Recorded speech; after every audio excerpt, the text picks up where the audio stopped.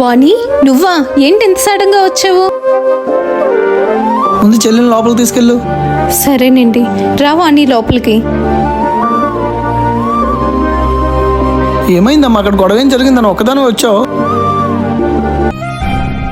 ఉండండి, తన ఇంట్లో ఇప్పుడే వచ్చింది కదా, ఉండరా, నీకు తాగడానికి ఏమైనా తీసుకొస్తాను. వద్దొదినా, నువ్వు ముందు వచ్చి ఇలా కూర్చో. సరే కూర్చోరా. వదినా, ఏమైందమ్మా? అక్కడ ఏం గొడవ జరిగిందా? ఇంతలా బాధపడుతున్నావు? అత్తయ్య గారు కానీ బావగారు కానీ ఏమని అన్నారమ్మా? ఇది పొద్దుననగా వెళ్ళింది, ఇంకా ఇంటికి తిరిగి రాలేదు. ఉండు, దీని సంగతి చెప్తాను.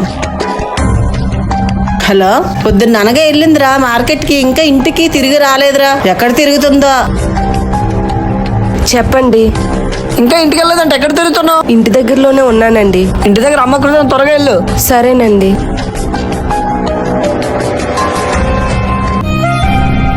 ఇప్పటి వరకు ఎక్కడ తిరుగుతున్నావే? మార్కెట్కి వెళ్తున్నానని చెప్పాను కదా అత్తయ్య. నీకు మార్కెట్ చేయడానికి ఎంత చేప? పొద్దున్ననగా వెళ్ళి ఎప్పుడు వచ్చావు? ఎక్కడెక్కడ తిరుగుతున్నా? మార్కెట్ ఏం మన పక్క వీధిలో లేదు కదా అత్తయ్య. 2 కిలోమీటర్లు వెళ్ళి నడుచుకుంటూ రావాలి. కాస్త ఆలోచించి మాట్లాడండి అత్తయ్య. ఏటే నాకే వేలు చూపిస్తున్నావు? ఒక మాలు పడుండు, అంతవరకే.